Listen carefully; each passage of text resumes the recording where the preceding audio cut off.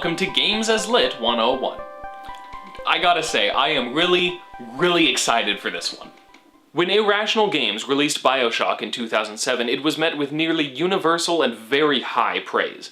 The atmosphere, the story, the philosophical themes, the setting, the mind-blowing plot twist, it was just brilliant. It will forever have a spot in my top 10 favorite games. So needless to say, I've been looking forward to this one for a long time.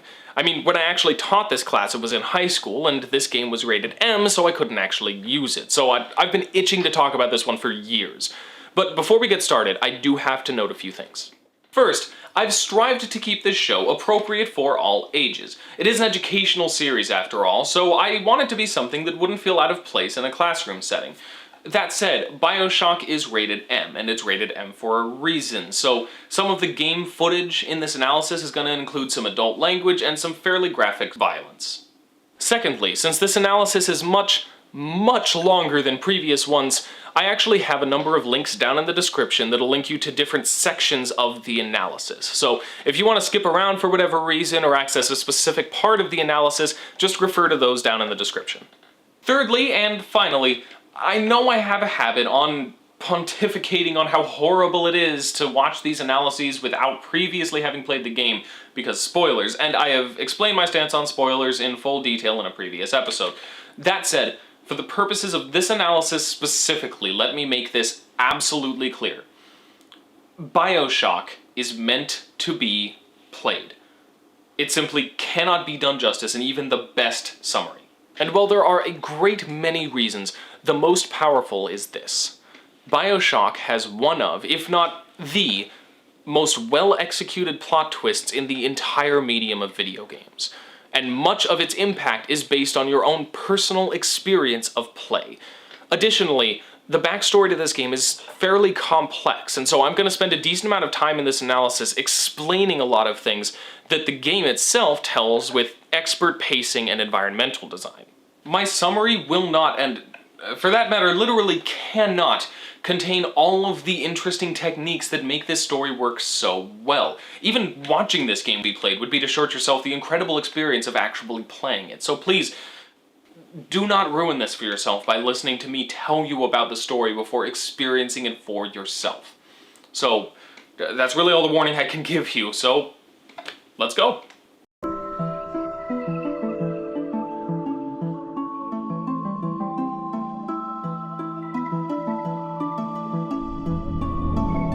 The game opens with our player character, Jack, on a plane in 1960.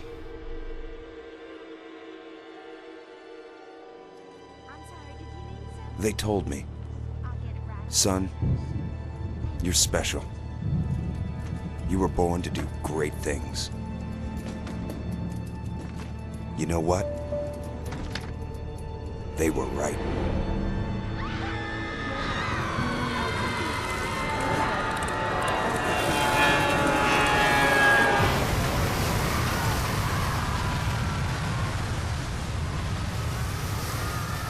And interestingly enough, that's the last time we hear Jack's voice in the entire game.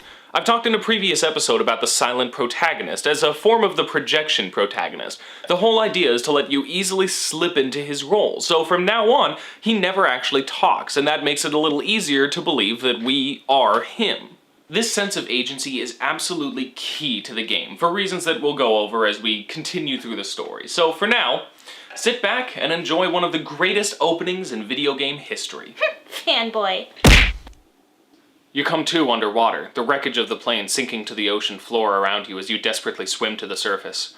Despite being in the middle of the ocean, you find safety on a small island with a lighthouse.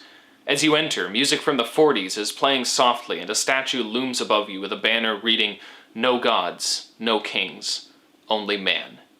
You work your way through the lighthouse as it lights to guide your way until you reach a small pod. You enter, and it plunges you underwater to an unknown destination as a video begins to play.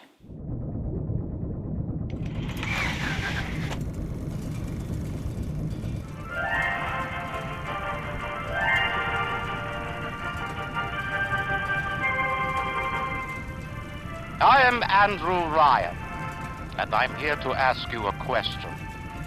Is a man not entitled to the sweat of his brow? No, says the man in Washington, it belongs to the poor. No, says the man in the Vatican, it belongs to God. No, says the man in Moscow, it belongs to everyone. I rejected those answers. Instead, I chose something different. I chose the impossible. I chose rapture. A city where the artist would not fear the censor, where the scientist would not be bound by petty morality, where the great would not be constrained by the small. And with the sweat of your brow, rapture can become your city as well.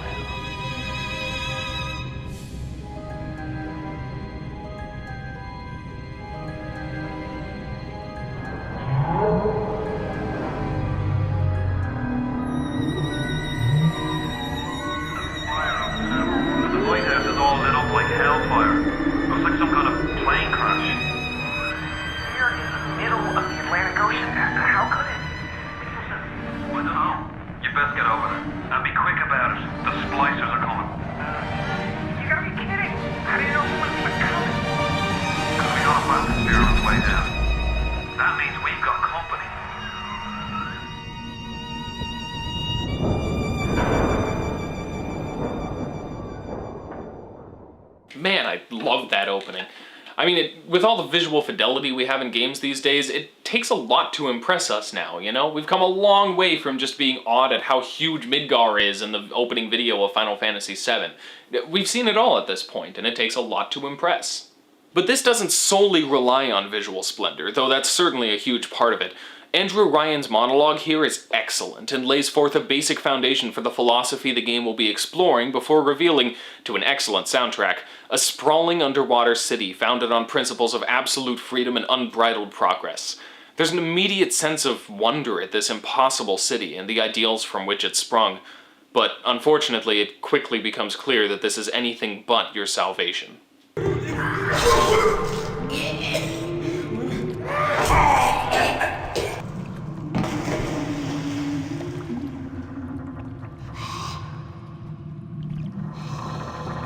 Is it someone new?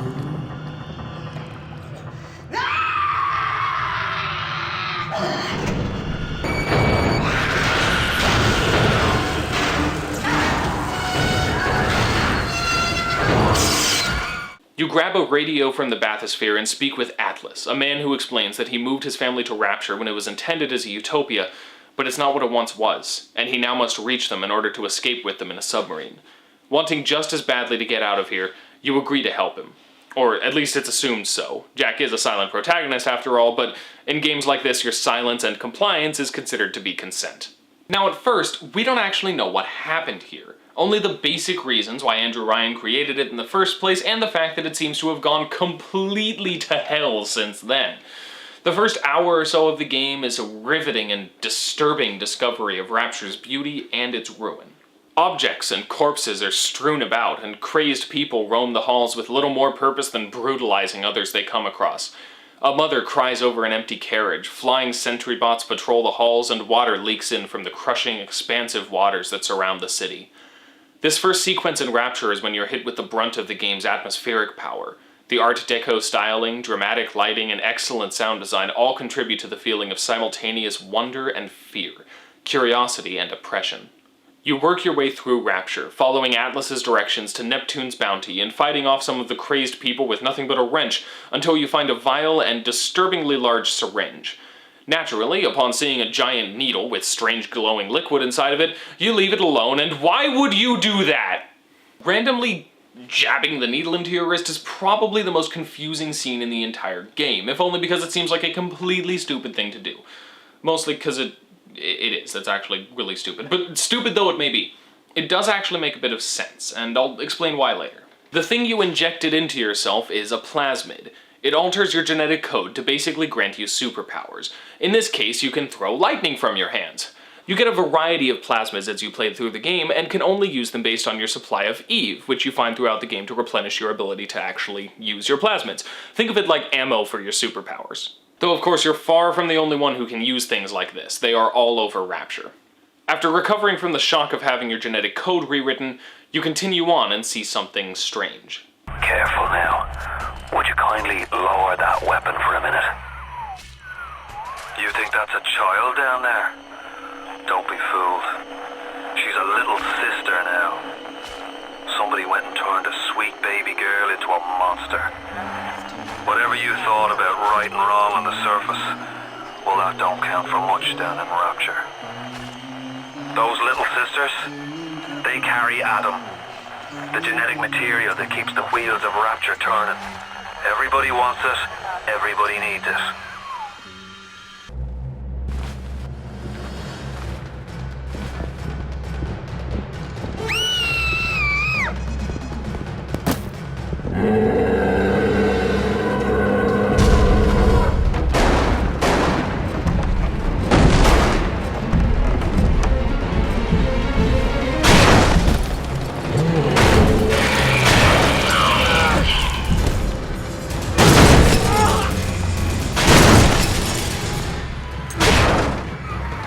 That's the Big Daddy. She got his Adam. He keeps her safe. The Little Sisters and Big Daddies are the most recognizable elements of Bioshock, and for good reason. These little girls, genetically engineered to the point where they're arguably no longer human and doomed to gather genetic material from the dead, protected by deadly creatures whose wail-like moans echo throughout the dying halls of Rapture. We'll go further into what's up with the Little Sisters, as well as how they factor into the major theme of parenthood in the game later on. Once the Big Daddy is gone, you continue following Atlas's lead, but just as you're about to enter Neptune's bounty, an alarm sounds, the door slams shut in your face, and crazed people, referred to as splicers by Atlas, begin attacking, and you get caught in a room while you're trying to get away. Andrew Ryan appears on a screen, accusing you of being sent by the CIA or KGB before leaving you to the splicers. Thankfully, Atlas gets the door open, and you escape. So we have a ruined utopia, insane superhumans, and a leader that seems to have gone mad with power and a god complex. But interestingly enough, the majority of Bioshock's story actually takes place before the events of the game itself, and it's told to us through audio diaries that we find scattered throughout Rapture. These audio diaries were, at the time of Rapture's creation, a fairly novel concept, and it seems that people took to recording their memories and ideas in this way rather than something more traditional like a pen and a notepad. And now, the little snippets we get from these audio diaries fill in the backstory of Rapture, from Ryan's original intent to the eventual fall of the city. The audio diaries are used to space out the little tidbits of backstory we get as we progress through the game, so we gain a greater and greater understanding of the history of Rapture, which is incredibly important to the story that we are actually experiencing in the game itself. Now, that said, my goal here is to give a clear and understandable summary of this story, not necessarily to recreate the original presentation. So, I'm going to take this opportunity, after the basic introduction of the game, to give a clear picture of the history of Rapture and the four major figures involved in it.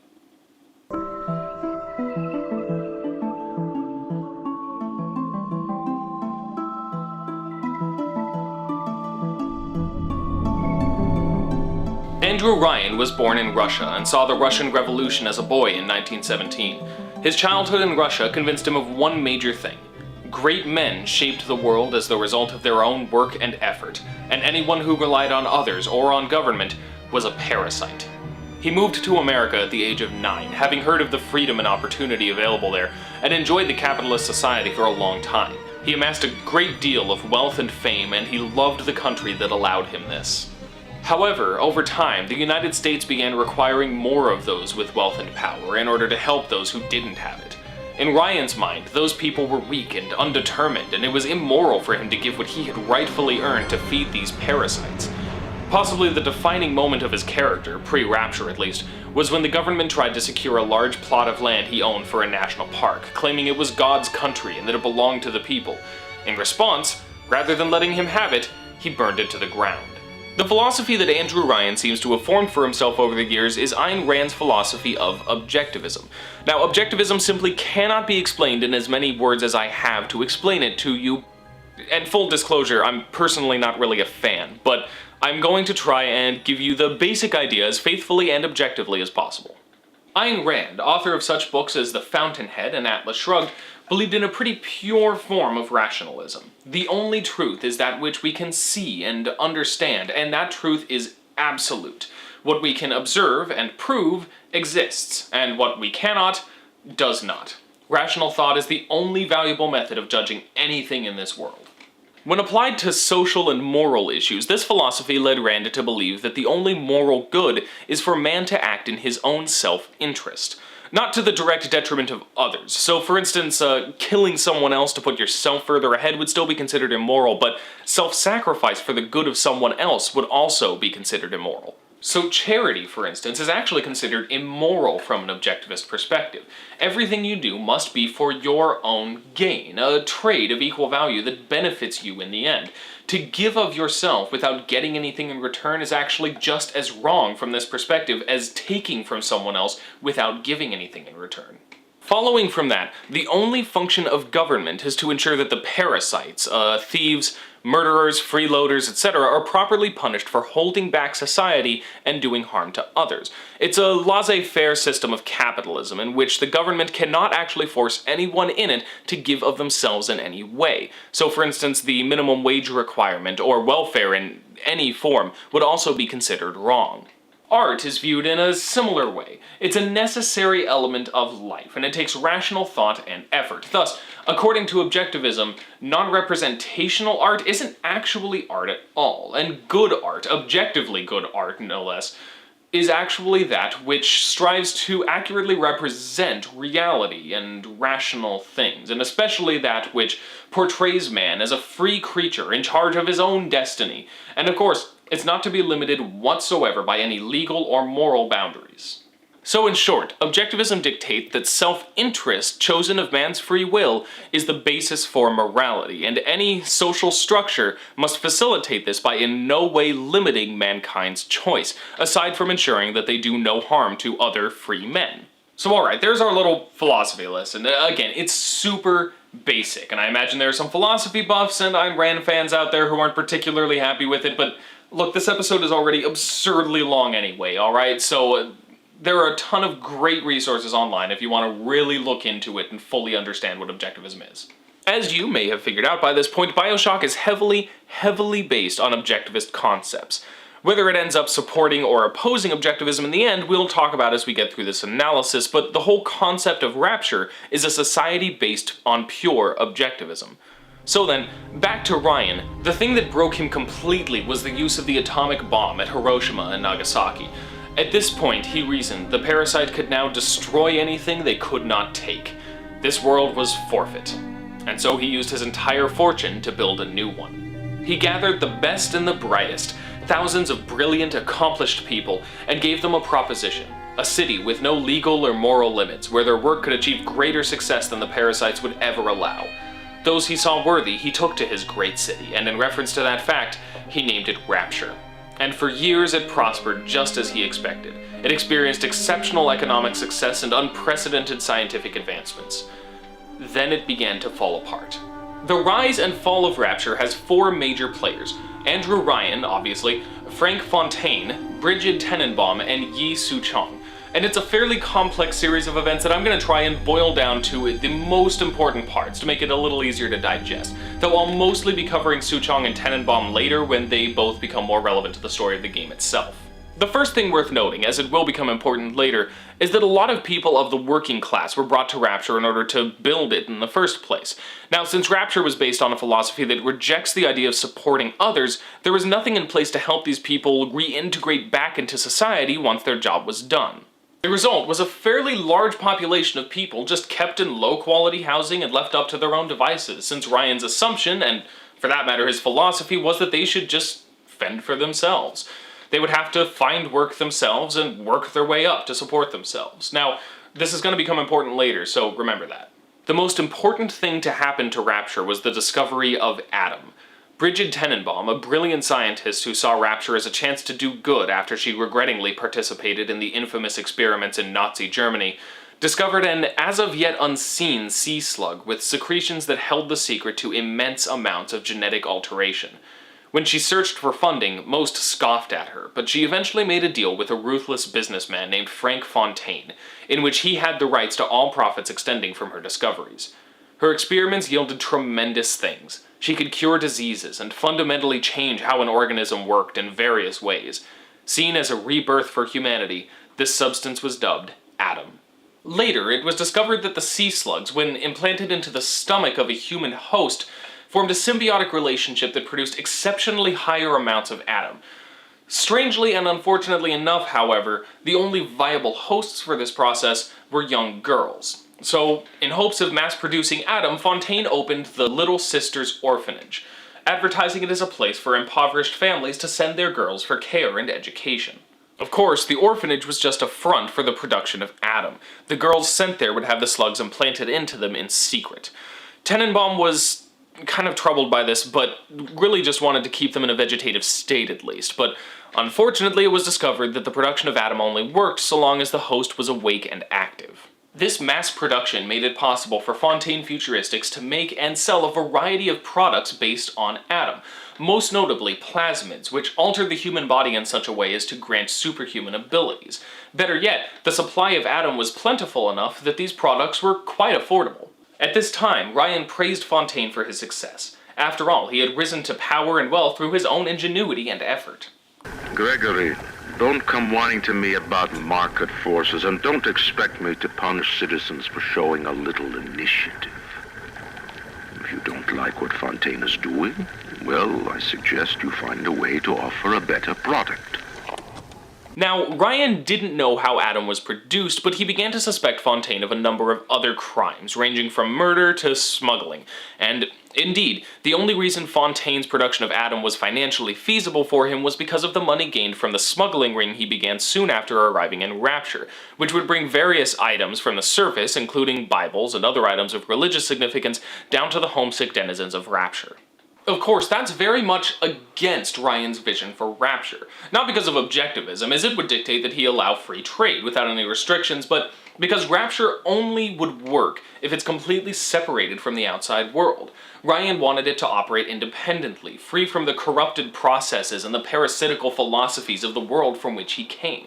The methods of Fontaine's success brought him from respectful businessman to wanted criminal in Ryan's eyes, because the success he enjoyed came at the expense of the well-being of the other people around him, which is quite telling of one of the issues Bioshock seems to take with objectivism, as we'll discuss more when we go over the game's final stance on such philosophical matters.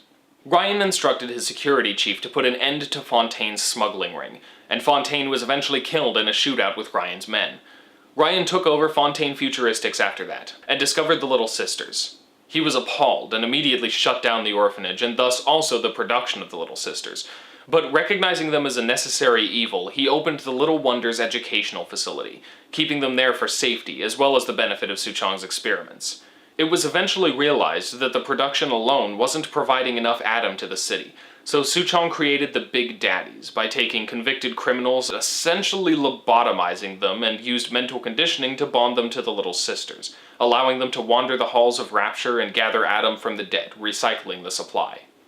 Yeah, at this point I think it's safe to say that Rapture has gotten pretty messed up, and that's not even talking about characters like Dr. Steinman or Sandra Cohen yet. We'll get to them in a bit. For now, the situation with Fontaine had created a good deal of civil unrest, and the people of Rapture were increasingly unhappy with Ryan's leadership. And eventually, of course, someone else came up to stir up the masses a little bit more. Atlas. Remember what I said a while ago about the working class of Rapture being left to fend for themselves in low-income housing after their jobs actually building the city were complete? Well, as you might imagine, those people were pretty easy to rile up, and it did not take long for Atlas to end up inciting Rapture's civil war. And this was really the beginning of the end for Rapture. Chaos erupted, and people spliced themselves up to the point of insanity. It's easy to see how Rapture got into its current state based on all this information, so I'm not going to bother recounting all the details of the Civil War, but there is one more important thing to go over before we can continue with the story of the game itself. The point where Ryan completely gave up on his vision for Rapture, even if he could never actually bring himself to admit it. When the Civil War had been raging, Suchong developed an option for Ryan to stop it. Lace the plasmids they produce with pheromones to put the splicers under his control. Dr. Suchong, frankly, I'm shocked by your proposal. If we were to modify the structure of our commercial plasmid line as you propose, to have them make the user vulnerable to mental suggestion through pheromones, would we not be able to effectively control the actions of the citizens of Rapture? Free will is the cornerstone of this city. The thought of sacrificing it is abhorrent. However, we are indeed in a time of war. If Atlas and his bandits have their way, will they not turn us into slaves? And what will become of free will then? Desperate times call for desperate measures. This effectively put Rapture, ruined as it was, back under Ryan's control and trapped Atlas and his family here. Until, of course, an unspliced stranger happened upon Rapture's front door. So hopefully that surprisingly long summary of the backstory of Rapture helped you gain a clearer understanding of those events than when you were trying to piece them together from the scattered audio diaries in the game itself. Which brings us right back to the events of the game.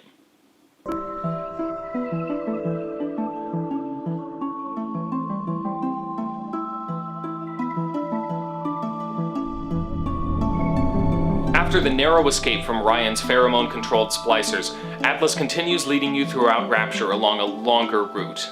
The player comes across Tenenbaum as she kills a splicer threatening a little sister. Note, of course, that though we just went through that summary and know her background, this is the first time the player meets her. Turns out, since creating the little sisters, Tenenbaum's guilt began to catch up with her. As Rapture descended into chaos, she began taking in the little sisters and developing a way to cure them, restoring them once again to normal little girls. She now acts as their mother figure and has been working to rescue and care for as many as she can. Atlas tells you to kill the little sister and take her at him.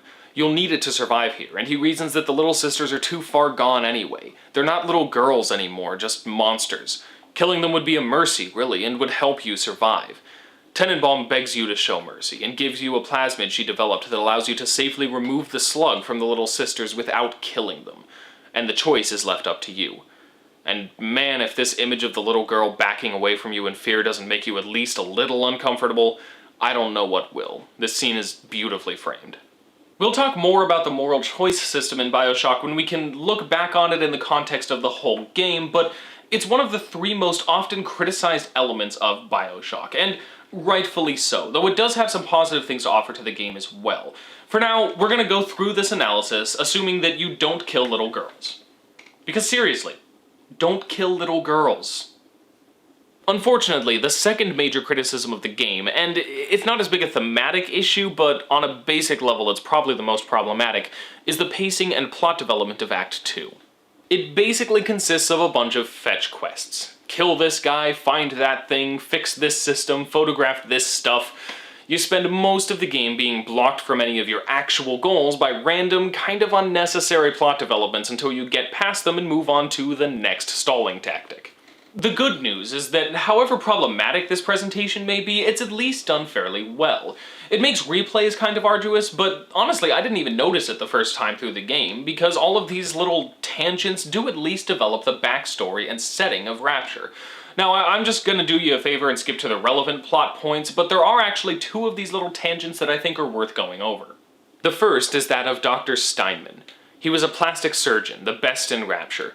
When Adam became commonplace and splicing became a regular activity, Steinman was famous for fixing up the scarring that wanton splicing caused. But as time went by and the potential of Adam became clearer, that wasn't enough for him. There was a time I was happy enough to take off a wart or 2, or turn a real circus freak into something you can show in the daylight, but that was then, when we took what we got. But with Adam, the flesh becomes clay.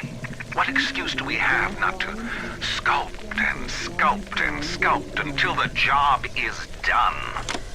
He began to see himself more as an artist than a doctor, and took inspiration by hearing the goddess Aphrodite in his head. When Picasso became bored of painting people, he started representing them as cubes and other abstract forms. The world called him a genius. I've spent my entire surgical career creating the same tired shapes over and over again. The upturned nose, the cleft chin, the ample bosom. Wouldn't it be wonderful if I could do with a knife what that old Spaniard did with a brush? because he basically went completely insane. He began using people as his canvas, if you will, whether they wanted him to or not. As time went on, he went even deeper into his insanity, and his attempts to create a new standard for beauty with the power of Adam resulted in many a gruesome death before you put an end to it.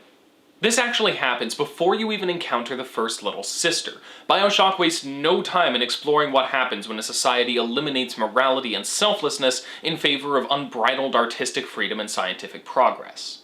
You eventually make your way into Neptune's bounty, and the dock where Atlas's family waits in a submarine. But as you approach, Ryan addresses you over the radio. So dark in here.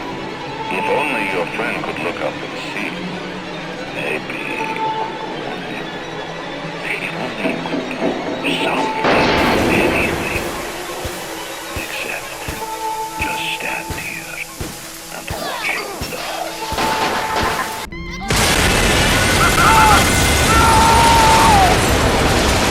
The sub destroyed and Atlas's family dead, you pursue the only option left available to you. We'll find the bastard. We'll find him and we'll tear his heart out. After yet more of the runaround, you run into the second side quest interesting enough for me to mention, Sander Cohen. He blocks out the radio signal so you can't communicate with anyone and says he'll let you through his domain, Fort Frolic, if you help him finish his masterpiece. Annoyingly enough, said masterpiece requires killing his 4 protégés, all men who studied under him at some point, and it's mildly hinted may also have been his lovers at one point or another. Scattered around his domain are plaster statues that are actually real people, killed and plastered over, because Cohen is a freaking lunatic. After killing each of his targets, you take a picture so he can hang it in his masterpiece. Wow. Cohen is not actually very good at what he does, is he? Sheesh. You. Well, maybe he's better at poetry. The Wild Bunny by Sander Cohen. I want to take the ears off, but I can't. I hop, and when I hop, I never get off the ground. It's my curse, my eternal curse. I want to take the ears off, but I can't. It's my curse. It's my fucking curse. I want to take the ears off. Please, take them off. Please. Well, alright then. Though, actually, Bioshock is probably trying to say something here about the way that Objectivism views art.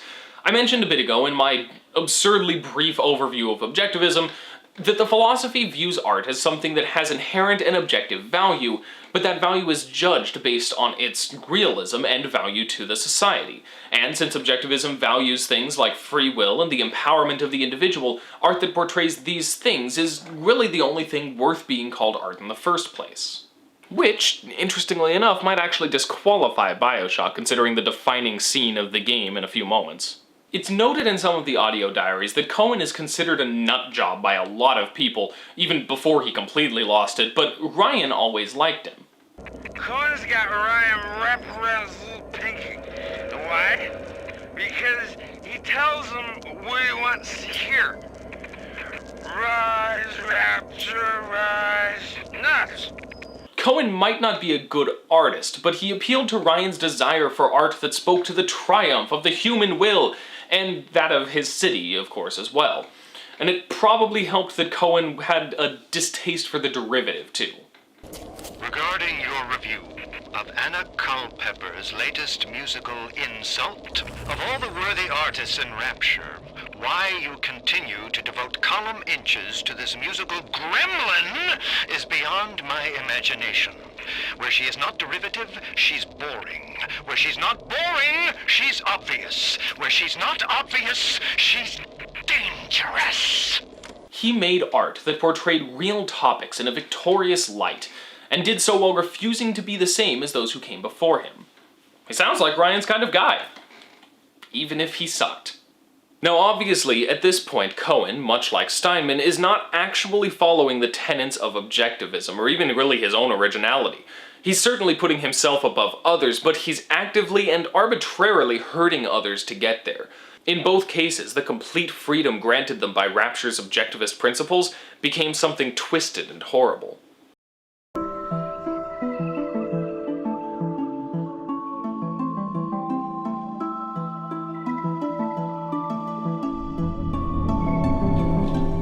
After getting through Cohen's twisted circus, you continue through some more fetch quests that get you closer and closer to where Ryan is holed up. Ryan, desperate not to lose Rapture to you, activates a destruct sequence before outright taunting you, albeit in a cryptic fashion. Even in the Book of Lies, sometimes you find truth. There is indeed a season for all things. And now that I see you flesh to flesh and blood to blood, I know I cannot raise my hand against you. But know this, you are my greatest disappointment. Does your master hear me? Atlas, you can kill me, but you will never have my city! Just before entering Ryan's office, you come across this room with the words, "Would you kindly," painted over all these papers stuck up on the wall. And you come across 2 audio diaries, one accounting the results of an experiment in enhanced growth rates, and another notably more disturbing one on psychological conditioning. Did you daddy a puppy? She's very pretty. Thank you, Papa Sushon. Break her neck for me. What? Break that sweet puppy's neck. No, please. Break that puppy's neck. Would you kindly? No. No. Very good. After this kind of confusing discovery, you move forward into the office of Andrew Ryan. I'm not even gonna narrate this part, alright? Allow me to emphasize once again that if you're watching this analysis and haven't played Bioshock for yourself, you are about to see one of the greatest scenes in this entire medium of video games. And if you get done watching this scene and go, well, that didn't seem like the greatest scene of all time, that's because you haven't actually played the game and aren't experiencing this in its intended context, alright? So, even if it can't have the same impact, which it certainly can't in this context, I can't stand to talk over it, so here you go. The assassin has overcome my final defense, and now he's come to murder me. In the end, what separates a man from a slave? Money? Power? No. A man chooses. A slave obeys. You think you have memories. A farm, a family, an airplane, a crash, and then this place. Was there really a family? Did that airplane crash, or was it hijacked? Forced down by something less than a man, something bred to sleepwalk through life until they are activated by a simple phrase spoken by their kindly master. Was a man sent to kill, or a slave? A man chooses. A slave obeys. Come here. Stop, would you kindly? Would you kindly? Powerful phrase. Familiar phrase. Would you kindly? Would you kindly get this? Would you kindly find that? Would you kindly find it? Would you kindly find it? Would you kindly get this?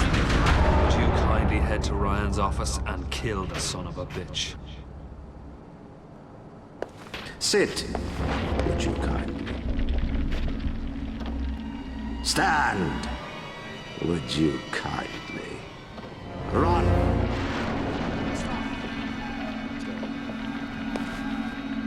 A man chooses. A slave obeys.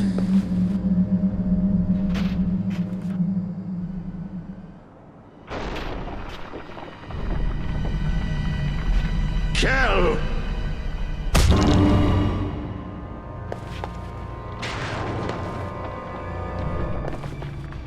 A man chooses. excuses!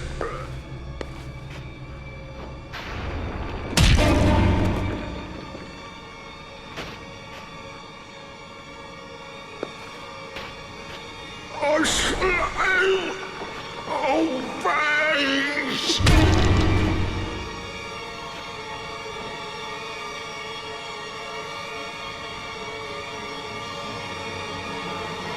Obey!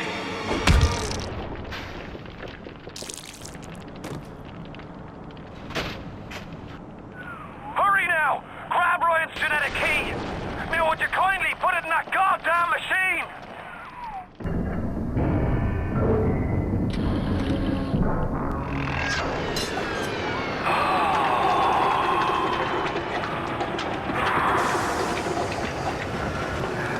Nice work, Bio.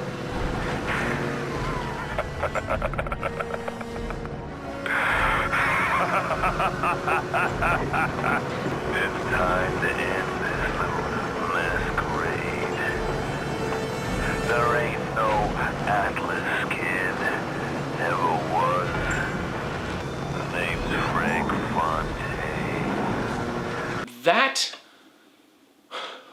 Wow, okay. If you've played the game before, you know exactly why that's so great. If you haven't played the game and you just watched that, I hope you have even some little concept of the significance of what you just saw. But either way, let me explain to you exactly what makes this brilliant. It's a good plot twist just from a narrative perspective, obviously, but there are many layers to what makes it work beyond just it was unexpected and deftly foreshadowed. To start, I'll have to explain the backstory leading up to this part. It's all detailed in audio diaries and saves some of the most important pieces of this narrative puzzle for after the scene we just saw, so I'll just go over it all right now.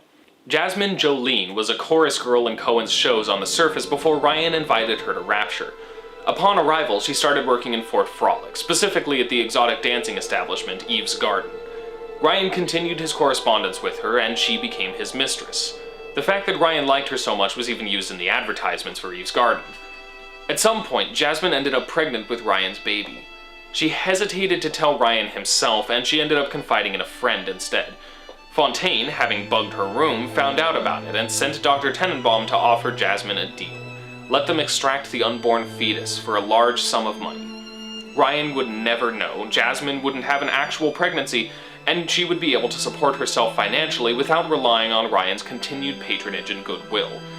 Of course, she didn't know Fontaine was behind the request. Unfortunately, Ryan did eventually find out, and in a fit of rage, murdered Jasmine. I find this outburst rather interesting for Ryan. I mean, Jasmine's actions were honestly perfectly justifiable under Ryan's own ideals. She made a choice that put her ahead without directly harming anyone, and obviously she had no idea there would be any negative repercussions for Ryan. And Ryan's usually pretty good at acting based on his principles rather than his emotions. And yet, this sets him off and drives him to a crime of passion. Ryan cracks more and more on his principles as Rapture falls into ruin, but not only does this take place before any of that actually begins, but it's a decision made out of rage rather than out of necessity. I can only guess it had to be a combination of betrayal by someone he felt close to and the stress of Fontaine's increasing power over Rapture. In any case, it seems that even Andrew Ryan isn't completely immune to these types of emotional decisions. In any case, this is where Dr. Yi Su-chong comes in. The baby boy that resulted from this deal was experimented on in order to make him grow stronger and faster than your average person. But Su-chong's specialty was psychological conditioning. He's the one who basically programmed the minds of the little sisters and big daddies, if you recall, and he practiced his techniques on the boy as he grew up, training him to respond obediently to the phrase, "Would you kindly?" Thus, that disturbing puppy murder from a bit ago. Sometime before Fontaine faked his own death in that shootout, he had the child of Ryan and Jasmine smuggled out of Rapture as a sleeper agent, with implanted memories of his family and life on the surface. Fontaine resurfaced under the name Atlas and incited the rebellion that led to Rapture's civil war, but when Ryan's pheromone-laced plasmids had put all the mad splicers under his influence, Fontaine had to activate his backup plan. Thus, that package we saw in the opening, which told Jack not to open it until specific coordinates. The coordinates of Rapture's lighthouse, at which point Jack hijacked the plane and brought it down, surviving the crash due to his genetic enhancement and going down to Rapture. So Atlas, or Fontaine rather, has just been manipulating you this entire time. And you know why that's brilliant? Because it's more than just a twist on the story Bioshock is telling us. It's actually a twist on us, on the player. It used our active role in the story, our expectations and understanding of how video games work, to trick us. In video games, we're used to following instructions. Whether it's Cortana telling us where to go and what to do, or subtle environmental clues directing us toward a certain path, we're used to continuing on to where there's more play, more story, more content, because that's what we're meant to do. That's what we do to play more of the game. And as long as it gives us even just a little bit of narrative reason to do so, we don't question it. Better yet, the open nature of Bioshock helps create an illusion of choice and free will. We choose to explore beyond where we need to go. We choose to save or harvest the Little Sisters. We choose to work with Atlas because there's not really a better option. All games are structured, of course, as I've talked about on the show before, but that bit of freedom, combined with the excellent atmosphere and world building, was all we needed to feel like we were exploring a world. We had agency. And it turns out we didn't have anything of the sort. The game works hard to make Jack a projection protagonist you can step into. He never talks after the opening, and the game only takes control away from you twice in the entire game. Once to make sure you see Tenenbaum when you first encounter a little sister, and when Ryan reveals how little you actually control. Not counting the plasmid at the beginning, because you're the one who picked it up. The automatic use of it is yet another bit of commentary on our willingness to blindly follow in games. Though there's also a really nice moment early in the game when Atlas tells you to kindly lower your wrench and you comply automatically. So when Ryan takes control, the feeling of not being able to control your actions is entirely foreign to you and incredibly uncomfortable. I don't think I know anyone who wasn't desperately pressing buttons during this scene, trying to stop themselves from killing Ryan, but to no avail. So, wait, oh my gosh, was Cohen's stupid rabbit poem about this? Like you want to take the ears off or the control, but you can't, and when you hop or, you're pressing buttons trying to do stuff, you can't, nothing actually happens? What even?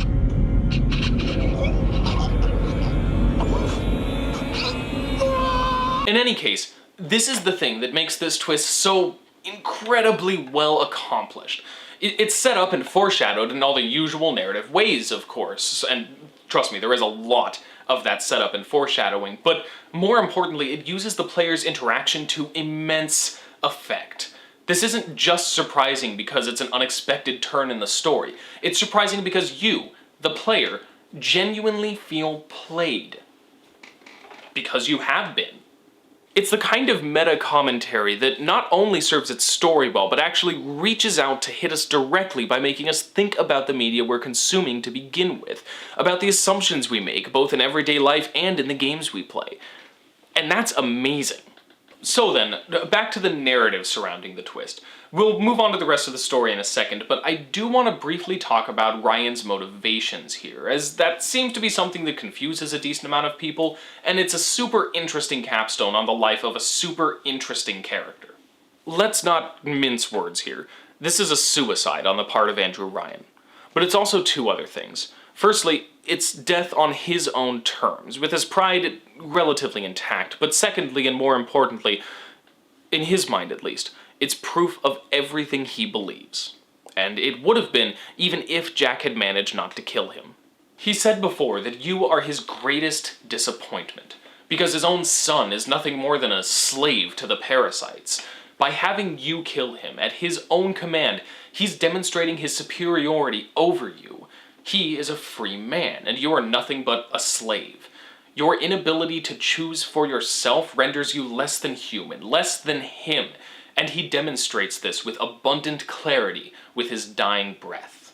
Had you managed not to kill him, though, he would have seen the triumph of the human will over the attempts of the parasites to lock it down and control it. And for that matter, you would be his best bet at taking Rapture back in full. Either way, it ends here, and his point is made. So really, Ryan's actions here are the actions of a man desperate for validation. Rapture didn't work, and Ryan has already bended on almost all of his principles, but in each case he explains it away and just excuses it off, as the weakness of others.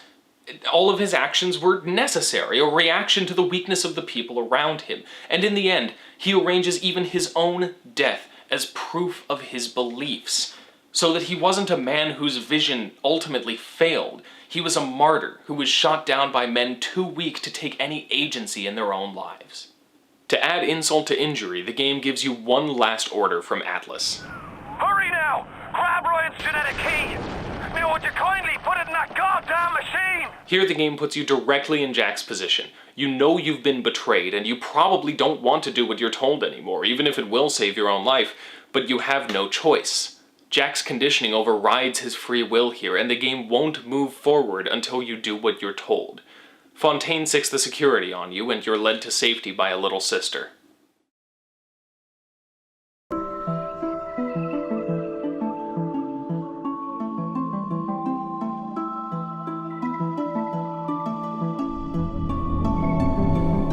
Remember earlier I mentioned there were 3 major weaknesses to Bioshock? The first 2 were the binary moral choice system and the structure of Act 2, and now we're coming up on the third and final major flaw in Bioshock's storytelling. Act 3. It has some major problems, but it's also not without its merits, so let's dive in. You wake up in Tenenbaum's hideout, where she keeps the little sisters she's saved. She explains to you some of the backstory I just went over and says that she's done what she can to free you of Fontaine's influence, but to free yourself fully, you'll need a serum that Suchong developed. And so your quest begins to rid you of this curse. To take the ears off, if you will. I still can't even believe that. This scene in Tenenbaum's nursery is probably the best thing about the moral choice system in the game. The little sisters here react differently to you based on your actions. If you've been harvesting them, they whisper about how they're supposed to stay away from you. But if you've been saving them, you hear them talking about how you rescued them. There he is. Save us all. I know for some people, they went through the game treating the little sisters like any other game mechanic. You get more from harvesting them, so you do the thing that gets you further ahead. But this is the scene that convicts those people for their decisions, and it resulted in some players restarting the entire game to undo their horrible actions. Though now's as good a time as any to talk about the problems with the moral choice system. 2 issues in particular, the first of which being that this is quite possibly the most unsubtle choice I have ever seen in a video game. I mean, you can excuse away your actions all you want, but at the end of the day, the entire concept of the moral choices in this game is whether or not to murder little girls. There's not really a gray area there anywhere, which means the choice itself says little about you as a person. You're either a good person, a terrible person, or just a person who doesn't take video games seriously enough to actually care about anything but trying to win.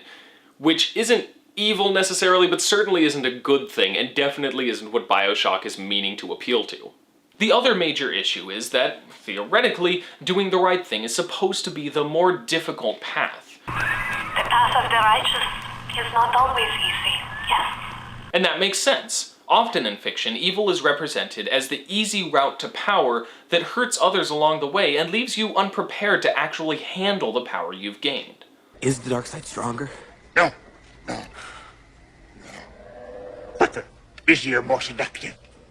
But despite what the game may imply, your rewards are actually far greater if you save the little sisters than harvest them, because they leave you gifts every now and again that, in total, give you more atom, plasmids, and gene tonics. So, in the big picture, there's not really a choice at all. Don't kill little girls, and you get ahead in the game.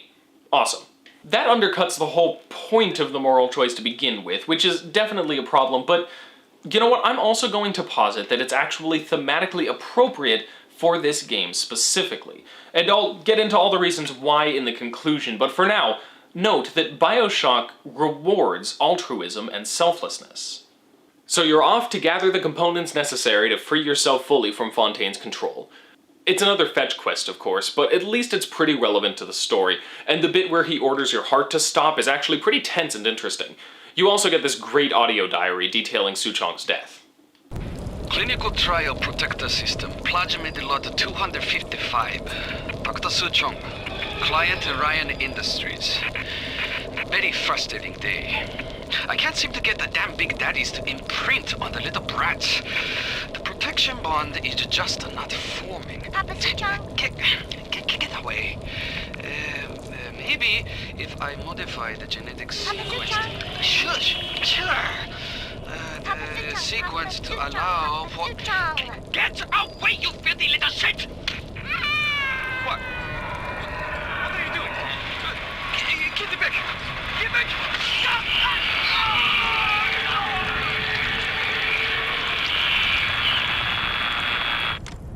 Man, that's some satisfying irony.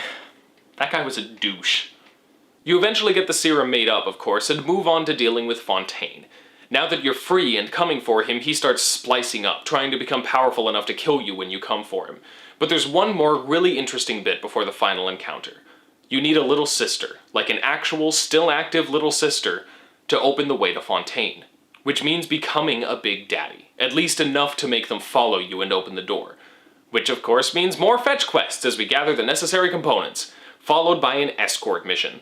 By this point, the runaround is kind of tedious, and after the amazing scene in Andrew Ryan's office, we can't really help but feel like we're kind of spinning our wheels a bit for this last hour or two of gameplay. But annoying as the fetch questing is, I really feel like there's something pretty cool about taking on the look and the role of a big daddy.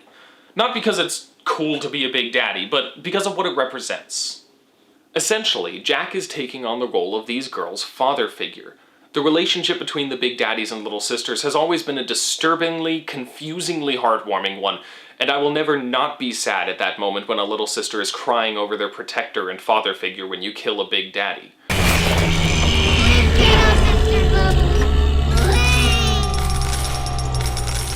Depending on how the player has been treating the little sisters, this could be either kind of a bittersweet and heartwarming implication or actually a really disturbing one.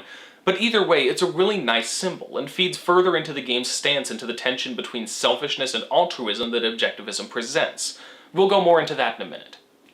By the time you reach Fontaine, he's spliced himself into insanity and looks like a man out of mythology. Interestingly enough, he actually looks similar to Atlas, like the man holding the world on his shoulders Atlas. Make of that what you will. And in a frankly rather plain and uninteresting boss battle, you eventually kill him. Then the good ending happens, because you didn't kill little girls. They offered you this city.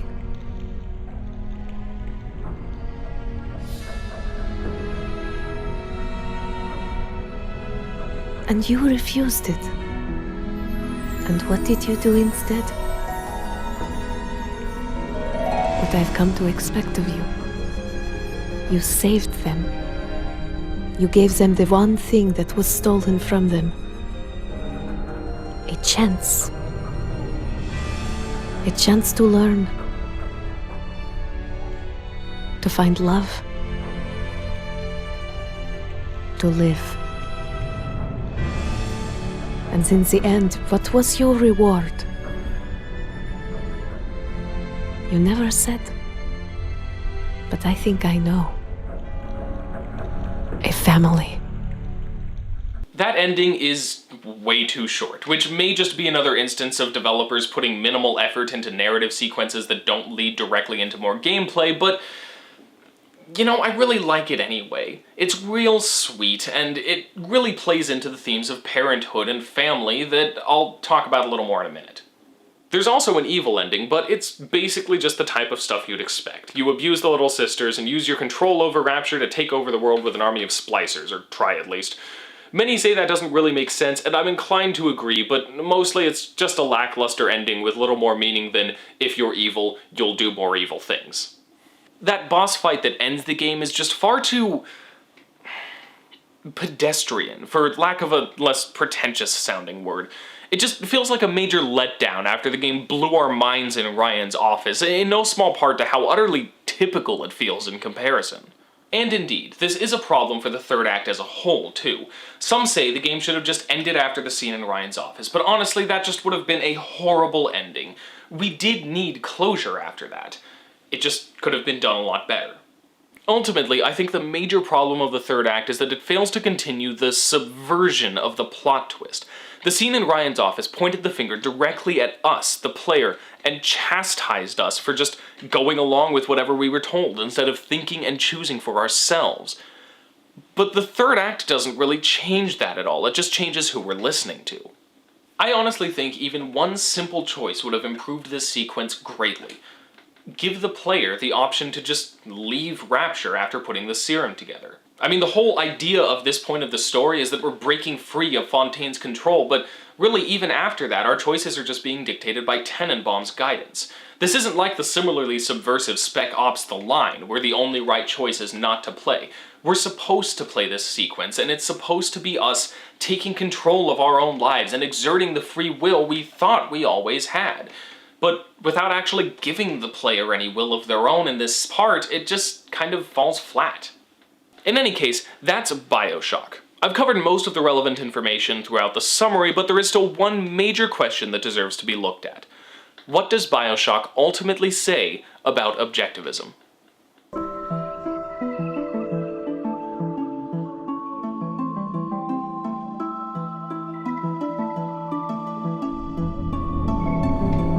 Ken Levine himself has said that Bioshock was meant to be an exploration of the danger of extremes rather than an indictment of objectivism specifically.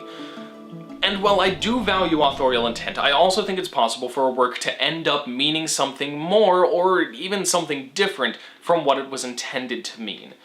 And Bioshock is pretty clearly opposed to objectivist ideals. Not just because Rapture failed. After all, Ryan himself managed to explain that away as the weakness of man and the persistence of the parasites, but rather because of course Rapture failed because of the weakness of man. Man is kind of imperfect. A society based entirely on objectivist ideals is based on the assumption that an entire community of people can operate solely on their own self-interest and still operate peacefully, without doing harm to anyone else around them. You can argue whether that's an inherently self-defeating concept, but the simple fact is that humans aren't perfect. An entire community based on that kind of self-centeredness eventually fell into ruin because it's kind of inevitable that someone like Fontaine would come along, and of course you'd have conflicts of interest between people like Tenenbaum and Jasmine and Ryan, or even Sophia Lamb from the second game. And the game showed quite clearly what complete freedom from moral and legal limitations did to people like Cohen and Steinman. It's worth noting the symbolism of the fact that the substances that allow you to use plasmids are called Adam and Eve. This is a clear reference to the biblical story of the fall of man, in which sin is introduced into the world when the first two humans believe that they will become like God if they disobey the one rule he gave them. For God knows that when you eat from it, your eyes will be opened, and you will be like God, knowing good and evil. So the genetic material that brought about Rapture's success as well as its failure is named after the two humans who brought about mankind's ruin by trying to play God. There is no way that symbolism is unintentional. But regardless of whether you believe objectivism could work as a philosophy or a social structure, we're here to look at what Bioshock says about it. And Bioshock has some very clear themes of sacrifice and altruistic behavior, both of which run wildly contrary to objectivist principles. This is what I was talking about when I mentioned earlier that the moral choice system in Bioshock is thematically appropriate. Risking your life and your own well-being in order to help the Little Sisters is actually rewarded, and you're better off for it in the long run. So in Bioshock, choosing to help someone else at cost to yourself is actually better for you than just acting in your own self-interest. This position is also shown very strongly and clearly in the game's themes of parenthood. Parenthood inherently requires the giving of oneself for the benefit of the child, and it's a recurring theme throughout Bioshock, especially in the comparison of Dr. Yi Su-chong and Dr. Bridget Tenenbaum, both of whom were instrumental in both the creation of the Little Sisters and Jack himself. Su-chong works with the children purely for his own benefit. He doesn't care about them at all, he simply works for the furthering of his scientific goals and his career. In the end, the fact that he only cares for himself rather than the girls he's working with is what leads to his wonderfully ironic and very much deserved demise. Tenenbaum, on the other hand, started off the same way, largely due to her ability to distance herself from the moral implications of her work from back when she survived the Holocaust by helping the Nazis with their experiments. But interestingly enough, something eventually kicked in for her that never did for Su-chong: maternal instinct. Make no mistake, Tenenbaum is portrayed as the better of these two people. And she's the one who abandoned all of her attempts at scientific progress in order to help young girls she felt she had wronged. Yet again, altruism is glorified, while selfishness is met with nothing but depravity and, eventually, death. Ultimately, Bioshock reveals its stance against objectivism, not only in how it portrays its characters and scenarios, but in how it treats the player. You're rewarded for putting the needs of others above your own, thus glorifying self-sacrifice and completely opposing the whole idea that acting in your own self-interest is the highest moral good. Even though I noted some major criticisms of the game, and though the gameplay is generally pretty great, there are some problems there that I didn't even go over in this analysis, Bioshock is honestly still one of the greatest video games ever made. It's one of those works that accomplishes so much and does so much right and just has so much power and depth that ultimately its pile of flaws are completely dwarfed by its towering colossus of achievements. Whew, alright. I think that about covers it. I mean, not all of it, because Bioshock is large and complex and Objectivism even more so, but with how long this episode already is, I think it's best that I return to Bioshock later if there is more to be said. So I hope you learned something and can better appreciate one of the great works of our time.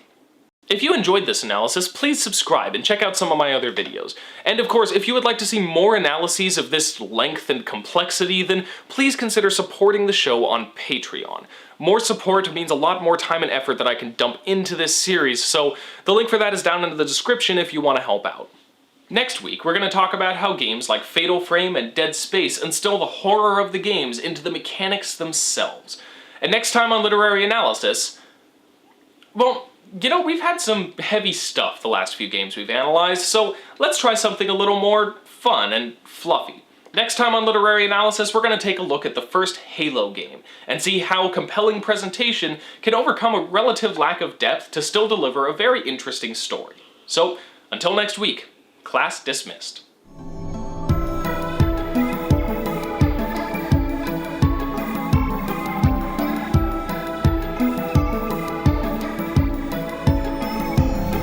This child is my savior, my reason to be. Underneath all my crashing waves, she's safe in this sea. A lumbering hulk, a side, a delicate flower, a gentle leviathan of terrible power. And I dream of the sea.